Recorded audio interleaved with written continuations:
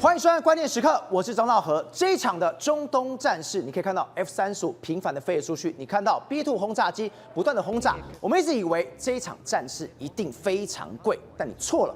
原来战争真的是一门好生意。你看到，不管是以色列的股市，不管你看到是美国的股市，都在疯狂的飙涨，甚至以色列的央行行长直接讲哦，这一场伊朗的军事行动让以色列的军事跟经济蓬勃的发展。为什么会这样讲？因为光是12天有将近8000多亿都流入了以色列的股市之内，而赚钱方法还不只有这一点。现在美国的川普他有一个更邪恶的计划，有多么邪恶？他现在竟然想把伊朗当成自己的后花园，他要把所有的手机，不管是汽车，通通输入到这里来。这一招下去，谁会最惨？当然是中国，当然是习近平。为什么？因为他在伊朗的投资将近有4000亿美元，他等于是血本无归，他等于是被杀得措手不及。好，我们先来介绍今天的来宾，第一位专业专家林廷辉，大家好；时事评论员张宇轩，大家好；资深媒体人姚慧珍，大家好；资深社会记者林玉峰，大家好；林传媒政治司法组召集人吴正峰，大家好。好，稍后还有股市分析师封开平会加入我们讨论。慧珍，我们刚刚特别提到，在这一次的战争里面，我们一直认为说要花非常多的钱，但是战争一响，黄金万两是真的。为什么是真的？你看到这个画面，这画面是什么？这是中国的工人，当时第一时间他们在以色列哦，但是怎么样？没有人想要回去，因为现在赚钱比什么都重要。是赵和，我有一句名言，什么名言呢？钱在哪里，心就在哪里。那现在情况你觉得非常有趣哦。本来想到说以色列跟伊朗这样看起来应该在打仗的国家，很危险哎。就你现在看到一大堆黄皮肤的，现在报道起来的是中国人。中国人，他们人在哪里？难道他们这么讲义气，跑去帮以色列人，跑去当伊朗人吗？没有，这一群竟然是在以色列的中国人，都是中国人。你知道他们在干嘛吗？原来他们之前呢就是在那边工作啊，然后即使打了12天的仗，这些中国人不离不弃，坚守岗位，而且好，现在那已经打完仗了嘛，就你知道吗？他们非常开心，干不完的活啊，太好了，又有大好日子啊！一个四川的男生啊，直接在说，我在这里做瓦工啊，因为收入近5万元，最高可以到7万元呢。你知道，他说他们在打仗的一个情况之下，他们每天不是担心自己的安危，每天担心的是，哎呀，你不赶快开始的话，我们怎么继续赚钱？所以他们在眼里面真的是觉得说，这个战争哦，你说危不危险？我是觉得不危险，危险是什么？危险是阻碍我赚钱。哇塞，你看他们直接说，我在当地的工资每天最高一天可以赚到1万元。哇塞，真的，这个不是1个月哦，是一天赚1万哦。对，一天赚1万人民币，大概什么概念？一天可以赚新台币4万块的。对，然后刚刚讲说四川人剽悍不怕死，我跟你讲没有，人家江苏一样是守在这里了。人家就问他说，哎呀，这个打仗不是很危险吗？你为什么坚持留在以色列？我跟你讲，其实即使炮火都没有办法阻止我们赚钱的决心。对，所以呢，他就说，除非我们的手机响起警报，不然的话，我们就在那边继续挖，因为钱真的就是赚的很多。那你看这个，我们刚刚提到中国人都为了赚钱跟留守在以色列，你更不用讲，我们都知道以色列是全世界最爱国的人，对的国家，你知道吗？我们在画面上看到很多人搭飞机就说我们要回去报效我们的国家，战争我们不怕，我们以色列人怎样？现在所有回去本来是想要参战，想要去就是用保家卫国的这些以色列人，现在出现在哪里？你看画面看到，都在海滩晒太阳，在打排球，在玩球了。哇塞，不是才刚停火才1、2天呢，结果马照跑，舞照跳。海边继续玩，就是享受每天，所以这真的就是整个特拉维夫已经恢复昔日的生活步调，甚至可能要迎接整个经济蓬勃发展期。为什么这样讲？这不是我们随便讲的。你看，我跟你讲，这真的是我们把资料调出来之后，这就是觉得不可思议。特拉维夫啊，这个他们的股市啊。竟然是怎么样？你知道吗？从6月12号、13号开始，对不对？你看，本来股市在低点，没有，打了12天，给它吸狼哦，你有没有看到？涨，连到今天还持续在涨。他说这2个礼拜以来，现在涨了7%，现在他们的股市竟然创下历史新高。你看，不是只有那个以色列哦，整个中东歌舞升平，股市全部都涨。譬如说科威特指数、阿曼指数、卡达指数、巴林指数、沙烏地阿拉伯指数。通通涨，是通通涨，所以这代表一件事，什么事情是？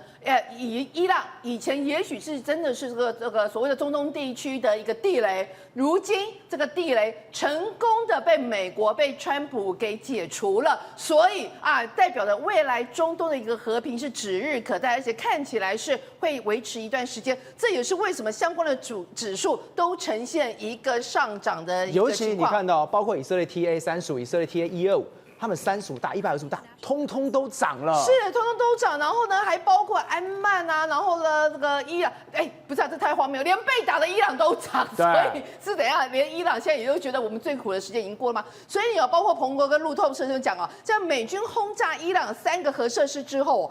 整个中东似乎无视于情势可能升温的潜在风险，这代表什么意思？从经济面来解读，他们认为中东的风险已经被美国有效的控制住了，所以呢，所有的相关股市都是呈现一个上扬的一个状况。那刚提到嘛，那个弹炮一响，黄金万两，大家觉得很奇怪，我们都以为这次的12日战争。花费很多啊，F35拼命飞，炮弹拼命打，B2它都出来轰了，是我们都会觉得，然后结果大家都觉得中东会发大财。再来，以色列的行长他就说，我们这个以色列的这个对伊朗的这个短视军事行动12天的12日战争使以色列的 GDP 损失大概1%左右，相当于200亿的谢克尔。那呢，大概是美金大概是5.9亿美金。那你会觉得5.9亿美金其实也不能说少，可是 but 你知道吧？竟然是他们整个特拉维夫125指数上升累计7%。那除此之外呢？你看他们的上市公司超过530家，总市值竟然已经进账，整个市值增加了1000亿新克尔。所以换句话说，蒸蒸日上，随着战火越高，市值不断的上涨他说他这一次损失的是200亿，然后呢，这一次怎么样？总市值超过了1000亿，我真虎配了。对，竟然就是我打下去，我赚越多。对，就是炮弹越打，没有想到我的黄金竟然真的是万两，越来越多，不是消耗反而是增加。所以呢，包括以色列的5大银行国民银行哈波阿利姆银行然后还有第一国际这些银行里面，他就说他们光是这5指数的价值已经增加310亿的谢克尔。所以，金融其实某一种程度上，当你这个国家在动荡的时候，金融相关指数是第一个会显现出它的波动，或者是它的一个不好的状况。人家是增值幅度最大，所以代表着他们是从头到尾，不管是方方面面，都对于他们整个国防、军事还有经济都是有非常大的一个信心哦。那除此之外，还有我觉得这也真的非常荒谬。照理说，你这个如果在打仗的时候，你一定什么营建股那些都会受到影响，没有房地产竟然从战争开始涨幅尤其显著，竟然来到了几10倍百分比。这一次以色列不单单只是股市涨、房地产涨，甚至什么连保险也涨。它等于通通都涨了。对，其实保险涨就让人家觉得不可思议，因为有的时候你知道，就是你这次你看这些损失人家有一些投保照理说你这些保险公司是要理赔的，那你这个保险公司赔的话，怎么可能？你看他说2025年以来竟然上涨了57%，9家保险公司他们竟然的上涨幅度会这么大，所以就代表着现在看起来战争的影响不大，但是重建或者是经济的商机反而已经真的大幅增加。除了以色列自己本身有这个所谓的重建商机，或者是战争后的一个商机之外，现在竟然超级有趣，美国一个保守智库他竟然讲什么你知道吗？他跟他说，过往我们美国所谓的封锁伊朗这个状况，事实上不是个好招。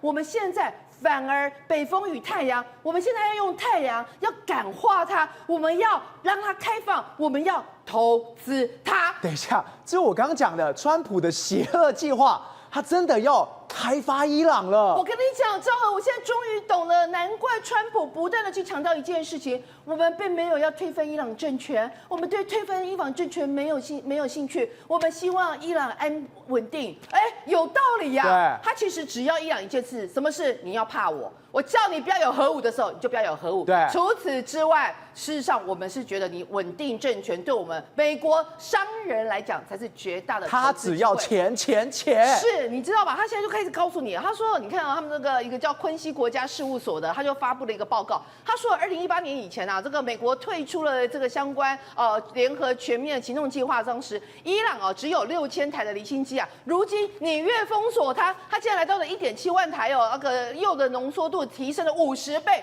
所以他这个意思告诉你什么？惩罚没有用。所以呢，在他们的报告里面，他说这个叫什么利益捆绑。所以呢，这个虽然伊朗拥有8900万的人口的一个情况之下，但是呢，却没有出现诚如美国政府所预期的一个好像社会动荡情况。所以他们说，我们应该要把它反过来。所以他说，若美国能够透过经济诱因将伊朗纳入全球体系，并非孤立，结果美国可以开拓新市场，是他玩真的，是他要把所有的东西都送到伊朗去了。是，所以他的简单的一句话就是说，我们现在要让那个伊朗富起来哈，就是说，而且其实讲白了，他也不是说真的为了伊朗的一个什么民主，都不是，他为的是什么？美国需要另外一个处女地来开垦，也就是他的这个庞大。刚刚提到，整个伊朗有8900万的人口，1.7兆美元的经济潜力。最重要的一件事情是，60%的人口低于40岁哦，平均年龄只有33岁哦，78%的人是住在城市，是中东最大的未开发的一个国家。还有，我跟你讲，这也是很厉害，他们国家的一个识字率居然高达91%，比美国还高哎。然后识字率91%。对，为什么识字率很重要？就代表着一旦你这个开始经济发展的时候，他这些所谓的这些识字率，这些人都会变成中产阶级，所以中产阶级你就会带来消费力。所以你看，大学入学率高，年轻劳动力啊很多，地理位置又好，接了中东、中亚、南亚整个波斯湾跟阿曼湾的一个港口枢纽，还有印度、欧洲铁路还有最重要一件事情，我觉得这也是他们所着眼的矿藏丰富啊，锌、铜、铁分居全世界第6大、第7大。第9大，还有全球第2大的锂矿，还有第4大的石油。哇塞，看到这个锂矿，眼睛都发了。包括什么，我们都知道嘛，那个电池，川普很需要的，对，电动电池啊，搞不好挖一挖，会不会发现稀土？我知道。但是呢，还有天然气，所以这代表着伊朗其实它是一个就是他们现在是怎么样，坐在一个非常丰沛的资源上面的一个乞丐。但是只要它开发起来之后，这个乞丐有一天会变成大富翁。然后呢，如果这个在协助他开发的过程里面，当然美国也可以跟着分了一杯羹。赵和，我跟你说哦，我都怀疑这一个所谓的战役，搞不好是美国筹划已久，筹划的，不然你怎么可能一下子报告做的这么精致？你知道做到什么地步吗？他告诉你，我们各行各业可以从这个中东最大的潜在市场赚到多少钱，可以削翻了，吓死人，削翻了。他说，伊朗因为长期被制裁，全球最老的那个客机的机队，未来需要新增300架的客机哦，创造数千个高技能的一个制造业的岗位，还有农产。刚刚提到8900万人口，每一张嘴都要吃啊，所以伊朗每年需进口5亿美元的粮食，哎，那你要栽种粮食，然后你要有农机的一个相关的设备，所以美国包括堪萨斯州啦、北达科他州啦，这些全部都是受惠者。哎，你看有没有？他连告诉你，约翰迪尔这些公司，根本是报名牌了，你知道吧？所以他完完全全是把美国企业现在完全都要输入到中东去了，包括苹果手机，包括波音飞机，包括美国农产。它通通都要输入进去了。他告诉你，科技产业的部分，伊朗有60%的人低于40岁以下，所以你说苹果，哇塞，8900万，如果这样子光是拿到那个2成的市场，那就已经吓死人。再下后面还有很多啊，比如说像什么，每年像伊朗出口250亿美元的民生用品啊，航空啦、农业啦、汽车啦啊，华盛顿州的航太啊，也会因此而跟着喷飞，渴望为美国创造20万个工作机会。我们这个秀出来这是什么？就是他们报告的内容。例如快点吧，这实在太荒谬了。他直接告诉你，可能未来从美国这一边出口到伊朗相关的 economic impact， 就是它可能会带来的经济上的影响，还有 key beneficiary 这个 state 主要的一个受惠的州啊。那你看呢？包括产品有什么啊？就是玉米啦，大豆啦，对不对？红肉啦，还有再来波音的飞机，还有汽车、机车啊，手机、电脑啊，连多少需求？这个是900万左右，900就快1000万，这个250万左右，对吧？多少需求全部都告诉你。最荒谬的是，连它所创造出来的价值，这多少？25亿美元、14亿美元、11亿美元。所以你看。天哪，他已经告诉你来到多少？260亿美元。所以换句话说，我跟你说，真的，到底这一场战争，12日战争，会不会真的是私底下已经谈好的？我们携手来开发这个中东最大的处女地。廷伟，我们现在目前看起来，中东整个局势来说，开始慢慢的亲美，开始亲美。为什么？他们已经把中国跟俄国的这些真面目已经看透了。我刚特别讲哦，现在川普的计划远远不仅如此，这个邪恶计划他要去把伊朗完全的开发起来，包括我们讲苹果手机，包括波音的飞机，包括我的农产品。我这样一路看下来，我毛骨悚然，这根本是计划好的吧？当今天习近平被驱逐在伊朗之外，他就这样进去了。其实应该这么说啊，就是说川普也发现到伊朗未来是所谓的真正的新兴市场。这什么叫新兴市场？我们知道说过往来讲，最近不是在提到所谓的金砖5国吗 ？BRICS 吗 ？BRICS 大家是在投资的所谓的新兴市场，但是事实上还有未开发，而且以后潜力无穷的那个就是伊朗。所以其实这个美国的这个传统的这个保守派的智库他建议的其实是对的，而且这个可能就是川普的意志，这个应该不是叫邪恶计划，这个真的是复兴伊朗的计划。复兴计划，因为为什么呢？伊朗本来就是一个很有钱的一个国家。它是因为后来这个被美国制裁之后，今天才变成这个样子。伊朗今天在海外来讲的话，它有将近1000亿到2000亿美元的资金是被冻结的哦。所以是被冻结的话，如果是解开的话，如果解除制裁的话，是不是未来来讲的话，它的购买力其实很强？另外来讲呢，伊朗它本身的内部的这个石油非常丰富，而且那个石油是非常纯的石油，而且所以代表说什么？伊朗其实是可以赚钱的。那伊朗既然有钱的话，它8900万的民众来讲的话，就会想要消费嘛。消费来讲的话，当然美国也在找这些市场嘛。所以上一次不是讲说哈马斯占了那个加沙走廊，后来被打趴之后，加沙走廊这个川普不是要用成所谓的蔚蓝海岸吗？川普地产不是要进去吗？对，未来整个在那边进行开发。同样的道理，现在美国还有以色列，甚至我都认为说，因为犹太人也会做生意哦，所以以色列人应该也会跟着美国一起进到伊朗。去在伊朗进行投资，进行这个计划。是2个国家去轰伊朗，轰完之后我再进来帮你做重建，是，我又捞了一笔。对，又捞了一笔，所以打一笔，然后这个打完之后的重建，然后又捞了一笔，什么都要赚。那为什么会这样子呢？其实你看到现在哈米尼已经躲起来，也好多时间没有出来了吧？那现在到底大家都在找说，到底这个精神领袖到底在哪里？但是有可能有一种情况，因为现在为什么川普宣布说不打了？原因就是可能已经妥协了。那妥协一定就是很多利基、很多商业利益是给川普去赚钱的嘛，所以川普才会说，就让他继续执政，因为他如果 hold 得住的话，那等于是我另外一个堂口，不是吧？我另外一个堂口如果在这里的话，那可以把我摆平内部的所有东西。所以川普讲了一句话非常重要，如果说这个政权拉下来的时候，整个伊朗内部会分崩离析。对，他之前这个共和党政府来讲的话，就是小布希，他曾经在阿富汗还有在伊拉克都曾经吃过亏。所以现在川普所做的事情就是让伊朗先稳定下来，然后我协助伊朗来发展经济，发展完经济之后，中产阶级出来之后，慢慢的去进行怎么讲缓慢的政治改革，这个才是正途，才可以改变这个伊朗这个国家。对，所以这时候呢，伊朗现在哈米尼先做一件事情，我先保住我的政权，那其他的部分我都答应川普。好，川普你的美国企业要进来，我全部都欢迎了。啊。已经达成协议了，这种情况应该就已经要发生了。对，那为什么呢？因为川普这个停火了嘛。你如果说今天哈米你没有一个东西让川普感到有兴趣的来讲的话，那川普最有兴趣是什么东西？就是钱嘛，就是 money， 不是吗？对。所以现在来讲哈，伊朗可能是未来明日之星喽，因为他如果是被解除制裁，像这个川普不是也解除叙利亚的制裁，全面经济制裁，全部都解除了。这时候叙利亚也在期待未来的整个经济发展，所以你看到这些未来都要建设的地方，叙利亚也好，伊朗也好。甚至于说，像以色列最近被炸了一些地方，以后也是要做重建，对不对？所以我们讲说，人类市场上面非常悲惨的，为什么呢？因为最快的经济发展的速度最快都是在战后才经济发展最快的。所以像伊朗这样的一个新兴的未来的潜在的市场来讲的话，就是川普所要的。不过我们看到一个现象啊，就是说中国现在在这场战争当中，4000亿美元，然后在这一场战争当中，我已经在国际上面我脸都已经丢光了，结果。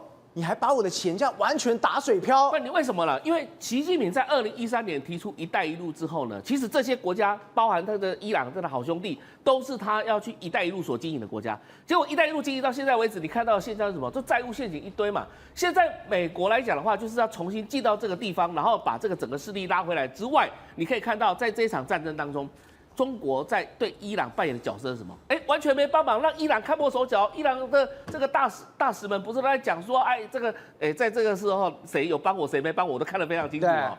那现在来讲哈，其实以前中国跟以色列的关系都非常好。像之前这个王岐山呐，他担任这个国家副主席呢，他曾经就有到以色列去访问哦，而且跟以色列的这个半导体，他们都想要跟他合作。但是现在呢，以色列一看，那你到底中国是站在哪一边，对不对？在这一场战争当中，中国也得罪了以色列，所以其实中国变成说，在中东的这外交政策来讲的话，全盘失败，全盘失败了，对，全面失守。所以现在其实当美国整个企业进到这个地方来讲，我们讲说美国企业之所在就是美军之所在嘛，美国的影响力之所在嘛，所以整个中东地区的话被美国全面所掌控。开平，我们刚刚特别想到以色列跟美国会不会真的是密谋好？今天这场战争，以色列跟美国赚翻了。同时怎么讲？刚刚讲这个所谓伊朗的重建计划，美国一旦进去，包括波音、包括苹果，通通在那边可能会赚翻了。而现在除了这2个国家之外，你跟我讲，我才知道一件事情，还有一个国家也有赚到这一波的战争财，这个国家是哪里？就是我们台湾。对，没有错。那当然有更远的东西，像这个川普一直幻想着什么蔚蓝海岸啊，或者什么重建商机，那是很远的东西，很远以后的计划。可是最现实的就是战争消耗的物资，我们台湾有机会赚得到。怎么说呢？大家可能有所不知哦。川普这次为什么要赶快快速的来攻打这个伊朗？对，其实有个很大原因是因为那个以色列的飞弹被伊朗用那个老的无人机啊、老的飞弹消耗战，把它消耗到剩下库存预估大概不到1个礼拜。川普觉得说这样子，所以赶快下动作。难道川普说怎么知道他的情报怎么再做几个礼拜那个浓缩铀就可以变核弹？这个情报难道是这几天才有吗？早就知道了嘛？为什么下这个决断？就是飞弹消耗已经到一定的一个危险数量了。那重点来了，铁穹系统。这是发射出来，伊朗用这个战略，用一个老飞弹，这个老的无人机，不是最精良的，然后来消耗以色列铁穹系统，但要1比4来消耗它。那铁穹系统以前就是说它可以精准打击，它没有预测到这次会大量的来袭，所以它大量消耗的情况下，大家有所不知，以色列的铁穹系统这个地方是谁是我们台湾就有它的供应链，台湾有供应链，这个以色列铁穹是。美国的这个以色列这个军工厂叫 ELTA， 那我们台湾的这个荣钢、金刚做特殊钢材，对，本身就是供应给这个铁穹系统的供应链，不管是发射架或是它的特殊合金的一个用材，还有就是有一家我们这个 PA 功率放大器叫做全讯。这个全讯的 PA 功率放大器非常特殊，它专门在做军工，它是这个所谓氮化镓的一个放大器。那本身用在什么地方？用在这个所谓无人机的一个毫米波的侦测，用在这个所谓的一个飞弹的这个所谓的侦测，这个也是在这个所谓的 ELTA 里面的供应链。所以铁穹系统它飞弹消耗掉了，它当然要补飞弹，将来要补这些所谓的一个发射的相关的这些设备。那我们台湾这个原来的供应链是不是受惠？这是第一点。再来就是说，其实我们台湾跟以色列很早以前就有建立很好的关系，譬如说。早期的时候，因为我们受到外交的这个困境，可是我们台湾的这个所谓的一个什么雄风飞弹啊，听说那个技术就是美国默许，默默的从以色列这个地方有 announce 出来，然后我们再来进一步的一个研发。对，各位可能有所不知，以色列有2个东西技术非常厉害。除了 AI 之外，因为像这个所谓的 NVIDIA，它有曾经在2020年也收购了以色列的公司之外，有一个东西大家可能不知道，以色列的光学辨识系统非常厉害。光学辨识，大家知道 F-35的战斗机飞行员，他可以戴着头盔之后，他可以往上360度，他可以看穿下面飞机底下。你说不是有隔那个座舱吗？他竟然可以看穿飞机的这个铁甲，为什么？